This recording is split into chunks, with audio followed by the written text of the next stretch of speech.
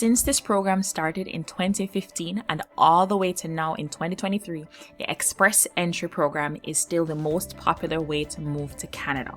But will that continue or will things change? Why is it the most popular way to move to Canada?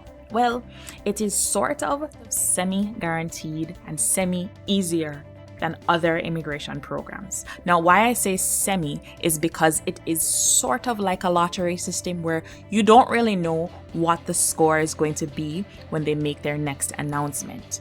Where the guarantee kind of comes in is because you have the power to influence your score and the points that you have. You can do things to increase your score, and of course, everything's going to boil down to how much money you have. Stone cold truth. Later in this video, we're going to talk about ways to increase your score and how to make this program work for you.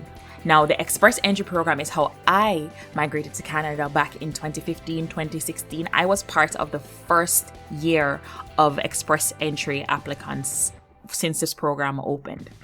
And I only went to school for 1 year and I only worked for 1 year. Will that continue to work?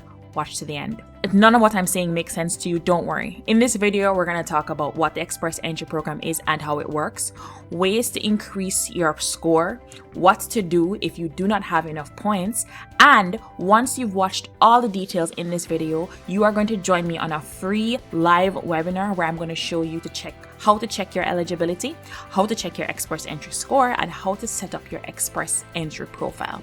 So watch this video to the end so you get a full understanding and you'll get the details on how to join me on that free live webinar to check everything for you.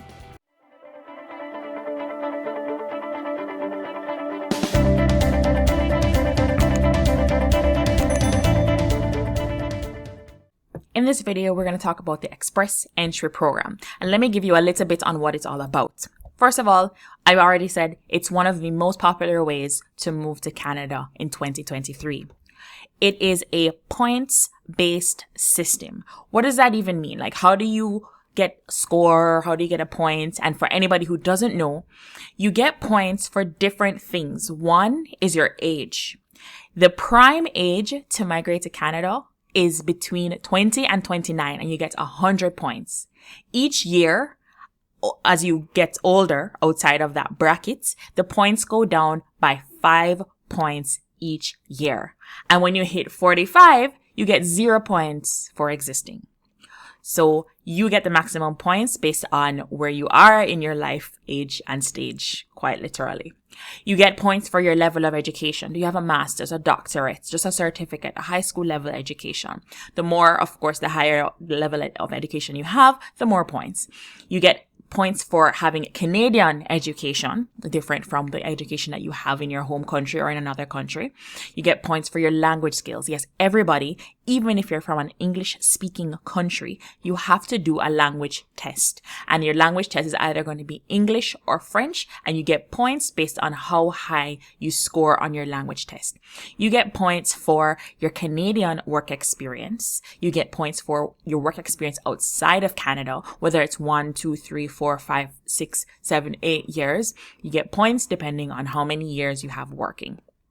Now, if you have family in Canada, like a brother or a sister, you get points for just having family in Canada. And you can get points for having a job offer supported by an LMIA. Or if a Canadian province sees you as a person of interest and decides that, you know what, we want this person in our province, let us nominate this person to join this province. And you can get 600 points if you get that. Okay. So these are point building things that you need to take into consideration to figure out if this program works for you. Now, once you are considering this program, enough points means that you may get an invitation to apply for permanent residency. The higher the points, the greater the chance. And when you are trying to go through this program, the Express Entry isn't an immigration program in and of itself. It is like an umbrella that has or is a pathway for 3 different economic immigration streams. So one stream is that you as a person is a skilled person who has Canadian experience. So you have work experience in Canada. Also, you could be just a skilled person who has work experience in a skilled job outside of Canada. Or you could be a person who has skilled trades experience in a trade related occupation also outside of Canada. And one thing I want you guys to know about the Canadian immigration system is that it's all about skilled jobs, skilled people, because the whole immigration system is built about what you can do for Canada, not the other way around. Yes, you are going to benefit from things that Canada has to offer as a place to live, but first it is how well can you contribute to the needs that Canada believes it has, which is like a labor shortage or shortage in certain industries or an aging population. Can you come here and contribute to fulfill the needs Canada has? That's what all of this immigration stuff is all about. Okay. So skilled.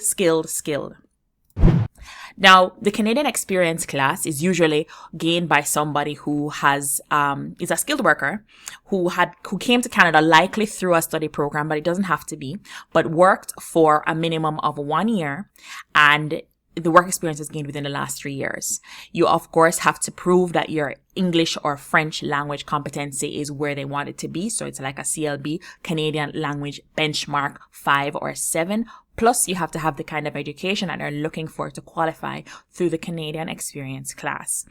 Only certain jobs or occupations are eligible through this class, and that is tier 0 to 3. And we know that tier stands for training, education, experience, and responsibilities. So it is the class that your occupation falls in based on what you would be required of you to complete that job. Do you need a university degree? Do you just need a college degree? Those are, and how much years of experience do you need to have to qualify for this job? So tier 0 to 3 is who is eligible for the Canadian experience class. And we're going to go into a little bit of examples as to what kind of occupations fall into each tier if this is not anything that you know about.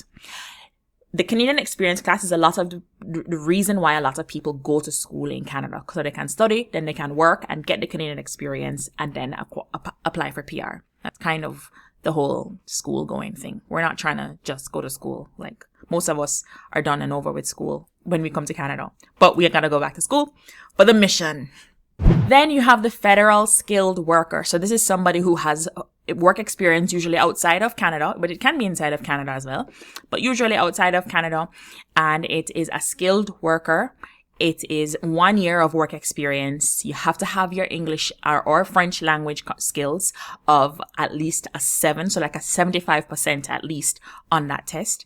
And you have to have the education that backs the kind of job and work experience that you have. So you have this kind of education, and then you did this work because they're related to some extent.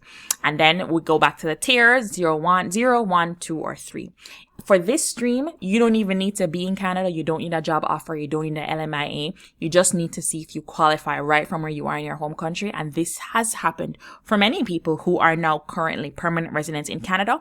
They came straight through express entry as a federal skilled worker, landed in Canada as a permanent resident. Does this sound like it could probably be you? Remember, we're going to be checking your eligibility in the webinar that you're going to sign up for once you watch this video through to the end. Okay, stay tuned. If this information is new to you, here's an example of the tiers and what kind of occupations are in those tiers. 0, usually a manager of the sort, financial manager, HR manager. Tier 1 is usually a university degree. So you have an engineer, doctor, architect, lawyer, usually in tier 1. Tier 2, it usually requires a college diploma and certain X amount of years of experience, usually a supervisory role. We have a medical lab technologist, you have a web technician or a computer networking person. Then you have tier 3, which usually requires a college diploma as well, but may not require as much experience or skill as a tier 2, for example. So a baker, a dental assistant, a laboratory assistant. Okay. So these are examples of tiers, and this is where the tier stops for the express entry program. Now, the federal skilled trades worker is another stream through which you can migrate under the Express Entry program. So we already covered a Canadian Experience class and we covered this Federal Skilled Worker. This is a Federal Skilled Trades Worker. So trades occupations, and we're going to touch on what those are, but it usually requires a little bit more work experience. So a minimum of 2 years work experience gained within the last 5 years. Language requirements are a little bit lower because the education requirements are also lower here for the trade occupations. And it's only specific to certain NOC groups. NOC is your job or occupation classification code. NOC didn't go anywhere. NOC was not replaced by TEER. You can watch that video after this just to get a proper understanding of NOC versus TEER. Here's an idea of the NOC groups for the trades occupations. So you can be a cook, chef, butcher, baker, manufacturing, somebody in manufacturing, somebody in technical trades, transportation, and this is kind of where the truck drivers also come in the trades occupations. So the NOC code and checking your NOC code is going to be important to figure out if this is something that is going to work for you. Now here is a just quick idea of the English language results. I put this table on here just so you understand. 10 is 100% and let's say 4 is 50%. So usually the maximum that you have to be able to score in order to qualify for Canadian Experience class or the Federal Skilled Worker is like a 75% or 70% on your test. Then for lower tiers, so tiers 2 and 3, but also for trades occupation in speaking and listening, you can get like a 55% or a 60%. And then 4 is like the bare minimum. You just pass. You can communicate a little bit in English and understand a little bit of English. That's what a score 4 is. So this is just to help you to understand where everything falls. So you can know if you have a low score, you can probably still qualify under a trade if you have that experience in a qualifying NOC code. Earlier this year and late last year, they announced that they would be adding a new component to the Express Entry draws. This did not replace any of the previous streams that we spoke about. They still exist, and the category-based selections go under and still fall under any one of the 3 streams, which is Canadian Experience class, Federal Skilled Worker, or Federal Trades. But what they did now with the category base is they did an analysis of the Canadian labor market and they identified occupations that were in dire need of people. So there were labor shortages in the fields and occupations that are listed here, like the trades, like the transport. This is where the truck drivers are. That's the one that everybody's talking about. Healthcare occupations and science, technology, engineering, and math occupations. So what they did was usually when you're in the Express Entry pool, whether you are a butcher or you are a doctor with 5 years, 10 years experience in surgery, everybody was in the same pool. Now, naturally, the person with a higher level of education, probably more experience in a higher tier, like a tier 0 or a tier 1, is likely going to have more points than somebody in a tier 3 occupation. Not necessarily, but likely. Because of that, when the scores were announced, you're probably competing technically against people who are more skilled and more attractive to the Canadian labor market just based on having points and being in a pool with everybody else. So, of course, trades occupations get measured against trade occupations. Skilled occupations get measured against skilled, and Canadian Experience class get measured against Canadian Experience class. But within each of those pools or in each of those categories, there are still the doctors and then the drafts person who has less experience, less education, less requirements, less responsibilities. So in the category-based draws now, they've identified, okay, what occupations need people that we can fill with people from outside of Canada. Okay, here's one. Transportation occupations. Okay, so what we're going to do is we are going to do a special announcement for points only for those people, which means that within the trade occupation pool, or in the pool within the trade occupation NOC codes, people who have the NOC codes, the highest score that somebody is probably going to have is in the 500s. Probably not even so high. It depends. So it means that the score that they're going to announce is likely going to be lower than if it were a draw that included all the doctors and the lawyers and all of that stuff. So when they introduce the category-based draws, it is super helpful for people who would, one, not even qualify for express entry based on their tier or NOC code. And two, it helps you to compete against your level of people in terms of skill, education, experience, and such, right? Everybody is needed. And it's not that the doctor is more important than the butcher. It's not. They serve very different roles. And Canada identified where the butchers or the truck drivers are needed. And so it's fair to grade the people in transport occupations against each other and not against people who are not necessarily competing for the same kind of jobs, you know? So this is where the category-based occupation draws come in. And they've already done draws from each of these streams, and they started that back in July, August. So they have the French language proficiency, healthcare, science, technology, engineering, math. You'll see it's as STEM, trade occupations, transport occupations, and agriculture and agri-food occupations. Now they have a cap on each of these streams. So they have X amount of people that they will invite to apply through these streams. And these are the occupations that they are going to be targeting for the rest of 2023 or until otherwise notified. Okay. Now, one big thing with the Express Entry program, especially compared to other programs, is how much money you have to show based on the size of your family. This one, I believe, has the highest amount, but it is still comparable to other programs like the Economic Mobility Program and the Agri-Food Pilot Program as well. This one, the proof of funds is pretty high compared to like the Atlantic Immigration Program, for example. Okay.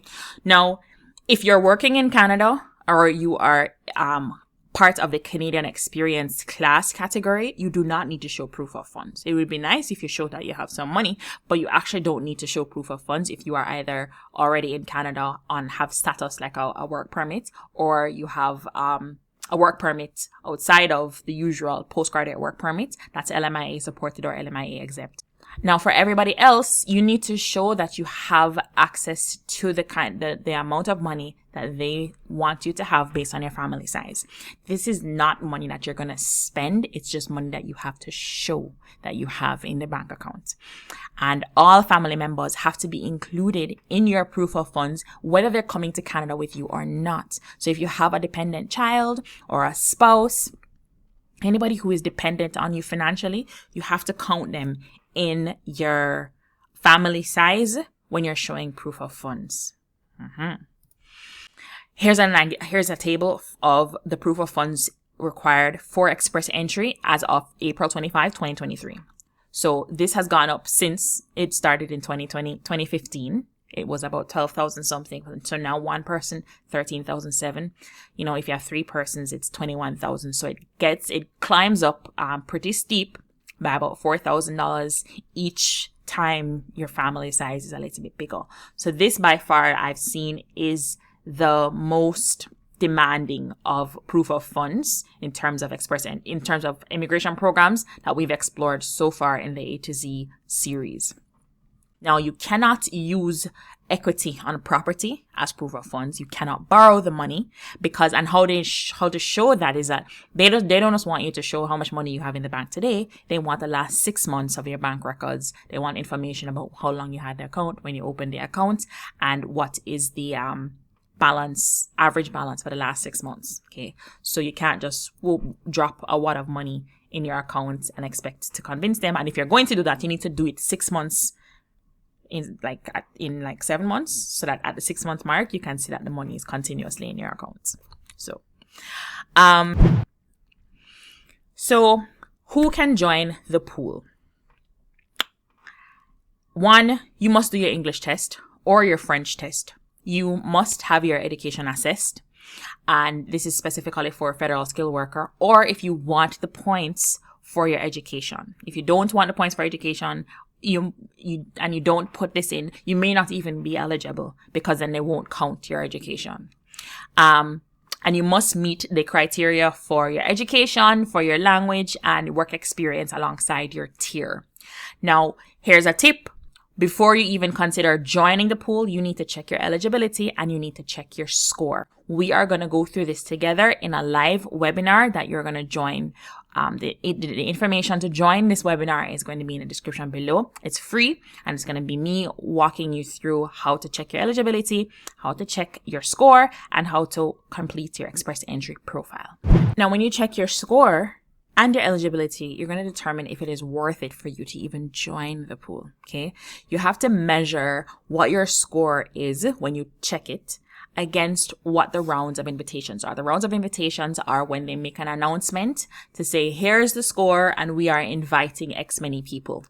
And they do that several times a month. Now, it used to be a little bit more predictable. It used to be about every 2 weeks or so, or twice a month. But now it's unpredictable as to when they're going to do it and how often they're going to do it. In the last 2 months, 2 months in July, August, and September, we saw where they just did back to back, like 4 or 5 days, back to back express entry round of invitations. But each time it was like a different program or a different stream or a different target. And sometimes it was anybody and everybody in the pool. Now, if you are close to the score, then yes, it is worth it to join the pool. If you are not, then you need to consider increasing your points before joining. And the reason you're going to do that is because your English test score is only valid for 2 years. So it needs to make sense for you to invest in things like taking the English test and getting your credentials assessed before you join the pool and hope for the best. Okay, so you want to be strategic about it. Now, how to join the pool is that you don't need to upload any documents. You don't need to do a police record or anything like that to join the pool. Joining the pool is just giving them the information to basically submit interest. You're saying, hey, I'm interested in this. I'm interested in this thing. Are you interested in me? Basically. Do not lie or make up anything on your profile. If you get an invitation to apply, you have to prove that everything that was on your profile was legitimate. And you're going to prove that then by uploading documents. But just to join the pool, you don't need to do that. Your profile is valid for 1 year. There's no cost to submit a profile, but there may be costs to do things like, not may, for sure, there are costs to do things like your English test and your education assessment. Once you pay for those things, joining the pool is separate. And paying for those things is not paying with the government or anything. It's just paying the bodies that facilitate those things. The application is online. And when you enter the pool, it is not a permanent residency application. It is just hey, I'm interested. Please pick me. Please. What if you don't have enough points? Somebody just commented saying that they have about 463 points, and just saying, oh, I have 463 points is not specific enough, because are you a trade occupation? Are you in one of the special category based occupations? Are you a French speaking person, or are you just a regular skilled person or Canadian experience class? The points you have is going to be either high or low relative to your personal profile and the category or the immigration program that you go through. Okay. So if you're watching this and you say, oh, I have 460 points, join the free webinar where we're going to go through and check your points, but don't just sit there hoping and praying. Okay. You can do things to increase your score depending on your resources and the time that you have. Okay. One, a lot of people go to school in Canada to get a work permit in Canada to therefore have more points to qualify for express entry. So that is definitely an option, and it is an option that most people actually just take. Now, this has benefits more than just your express entry profile and the points. Canadian experience is valuable to a Canadian employer. Not that your foreign experience is not going to be valuable, but Canadian experience is on the higher up on the food chain. Now, get the maximum points on your English test. Even if you're from an English speaking country, this test is not going to be like, oh, what's the definition of flabbergasted? It's going to be testing your English competence in speaking, writing, reading, listening. And a big part of this test is speed. It is how quickly can your brain read through something and answer the questions in a given time. How well are you able to focus your attention on something and not be distracted by the fly on the wall. Okay, because that happened to me in the listening test. I got distracted. I don't remember even how I got distracted. Then I was trying to remember what they said. And while I was trying to remember what they said, I missed the next 2 questions. Okay, so this is something that you need to practice for. It is more about your ability to use a language, but in the given time. Okay, how well can you speak? How well can you think when they ask you a question based on the listening comprehension?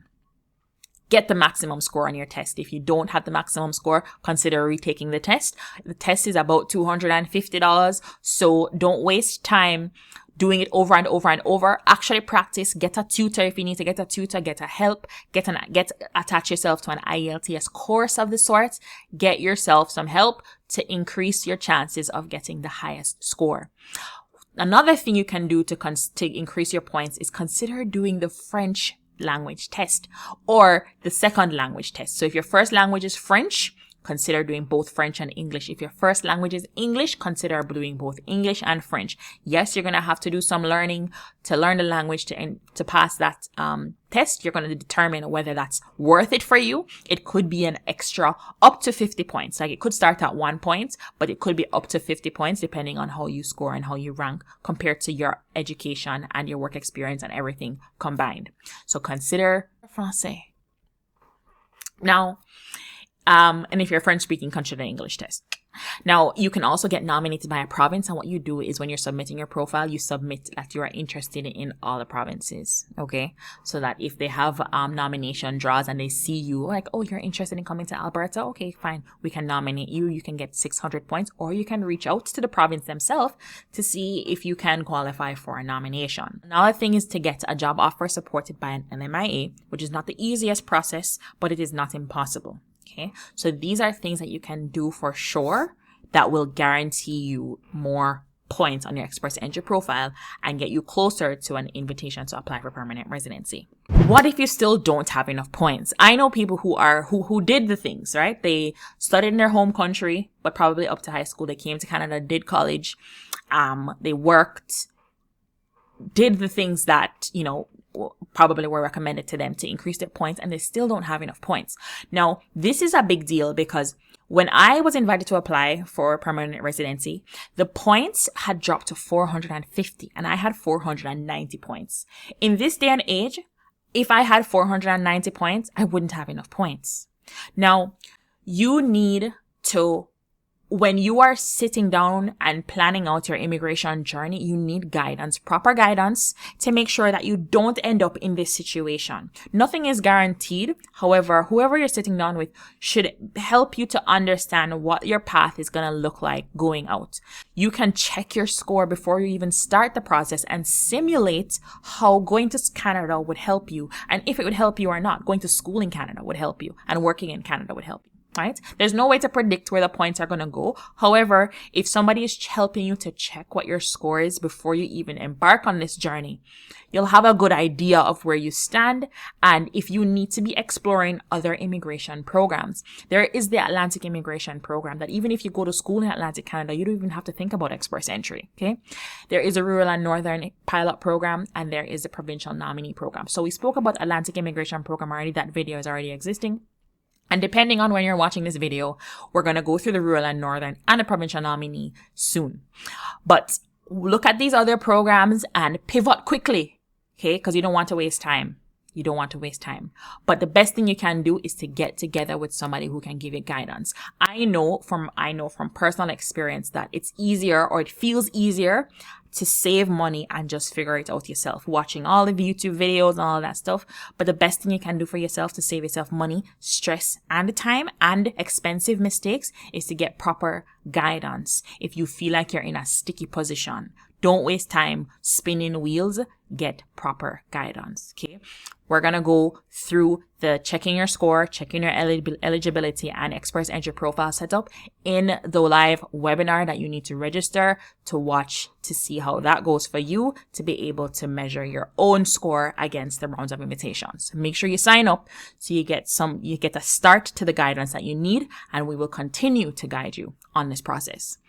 The next thing is to consider one more year of study. Not a lot of people like this idea. This is something I was considering because I don't think that I was properly advised when I just started. When I just started my journey, express entry didn't exist. And of course, they couldn't, guide me at the time. But when we came to Canada and we started school, we really didn't know what was going to be the plan coming out of school.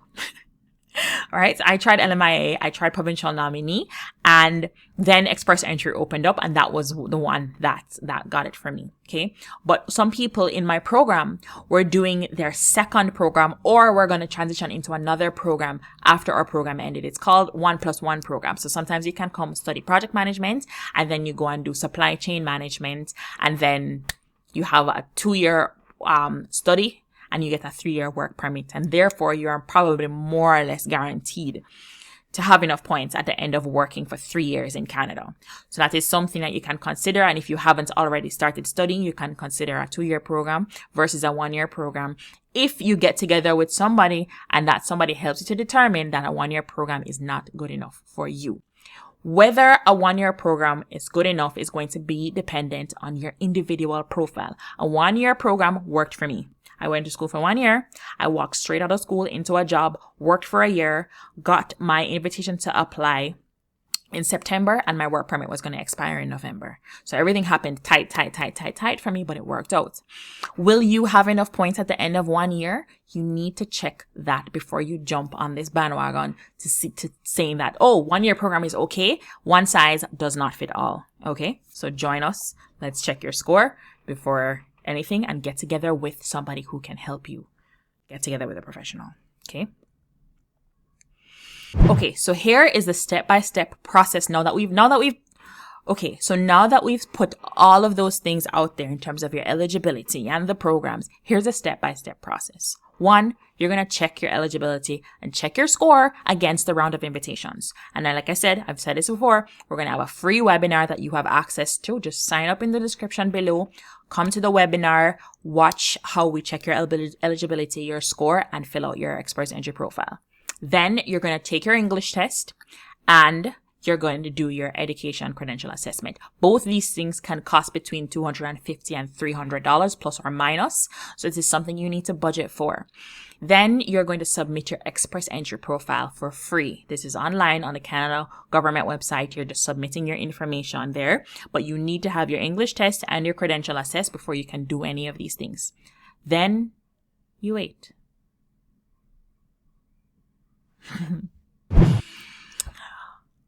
What happens after? Well, you wait. You kind of wait. You're waiting for an invitation to apply for permanent residency, provided all being well and you have enough points, right? The rounds of invitations are unpredictable right now because we don't really know what direction they're going in. They're doing back-to-back draws. It's not consistent. There's no real understanding of when they're going to do a draw, where the points are going to go. So you really are just waiting. You get an invitation to apply when your score is higher or equal to what is announced. And usually most times higher, because I know somebody who their points were equal to the one that was announced and they didn't get an invitation to apply. So your profile is active for 1 year. Even if when it expires, you can just rejoin, but it only makes sense to rejoin if you know that likelihood is higher than the last year that passed. So if nothing changed, joining the pool again probably won't serve you unless you did something to increase your points. Okay. Now update your profile as time progresses. So update it with a new job, new language test results. If your test results are expiring and you're in the express entry pool, you should redo the test, or make sure you get an invitation to apply for permanent residency before your language test results expire. If you apply for PR with expired results, they're going to reject your application. That is in black and white on their website. And if you have new education that will contribute to your points, always be updating your profile. Now, when you're in the pool, they advise that you create a job match account with the job bank. I don't know how fruitful that is, but for what it's worth, you can consider making a job bank profile and do a job match account. The idea is that it's supposed to match you with jobs that are based on your qualifications. And also you can sign up for express entry email updates through the Canada Immigration website, so that every time there's a round of invitations, you get an email, bing, bing, bing, which is like back-to-back days is what that sound was since the last stuff. After you get invited, so say you get an invitation to apply, you get an email saying, congratulations, you have been invited to apply for permanent residency in Canada. You have 60 days to get your stuff together, to get all your documents together and submit your application for permanent residency. So this is now where you need to provide the proof and the documentation and upload all that stuff, okay? When you get invited to apply for permanent residency. So some things are going to be country specific. So you need to check your country and your local guide. Some things are going to be individual specific, like did you live in the US for the last 6 months, but now you're back in your home country? You know, specific scenarios based on particular individual profiles. So this is where you want to get advice if you're like atypical. Police certificates, super critical because the critical processing time. I was fortunate enough to have had visited Jamaica when just before I had submitted my express entry profile. And because I knew I was going to submit my express entry profile, I did my police certificate there, came back to Canada, had it, entered the pool on Wednesday and got invited to apply on Friday.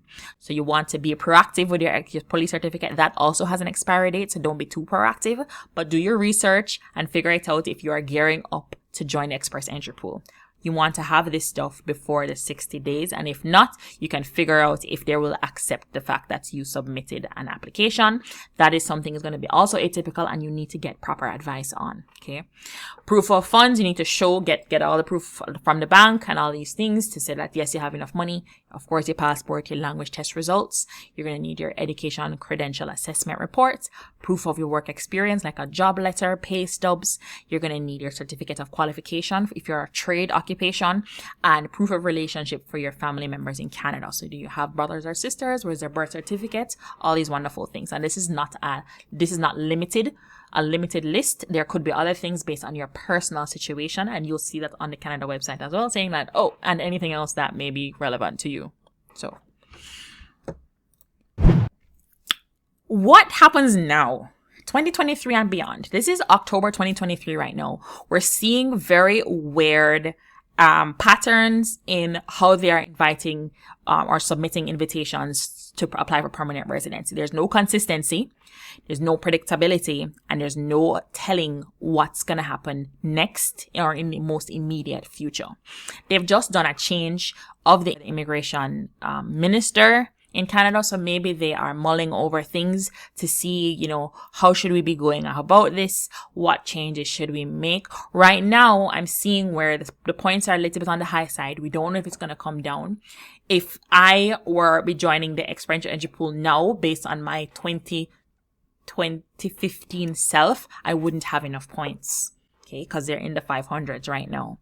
So it is important to check where you stand before you pull the trigger.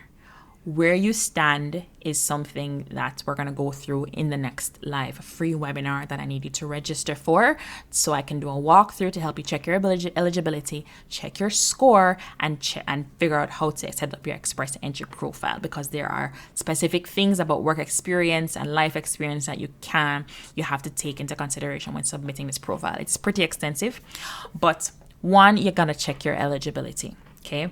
You want to get together with a professional who knows what they're doing to make sure that you are being advised properly, that if you take on school in Canada or work in Canada, that it's going to work out for you based on taking that route. Okay. Now, we don't know where express entry is going right now in terms of scores. I'm hoping for the best for you guys, that the scores will trend down a little bit. But like I said, if this program is not suitable for you, you need to get together with a professional and pivot quickly. Okay. So just to recap the steps again, check your score, check your eligibility, take your test, get your education assessed, submit your profile, and you wait. What are your next steps? You've heard me mention this so many times throughout this video. I'm going to do a live walkthrough of how to check your eligibility, check your express entry score, and set up your express entry profile. So you want to register for that. The link is going to be in the description below. Register for that webinar, get the information that you need, and then we're going to talk again after that to figure out what do you do with that information now. Okay, this has been an exciting thing to share with you, having seen this change over the last 6, 7, 8 years. I am going to be a 10-year immigrant coming in January, right? And express entry was the thing that got me through to my permanent residency. It is still the most popular. Will it continue to be? I don't know. But for right now, it is. And if it doesn't work for you, then try another option. I appreciate you for watching this. Check out the full series of how to move to Canada from A to Z, because if express entry doesn't work for you, there is going to be another program that works for you. Please hit the like button if this was helpful for you. Register for the free webinar so I can help you to check your score and your eligibility. And I will see you in the next video. Remember to like, share, and subscribe. Click the notification bell for more helpful videos just like this.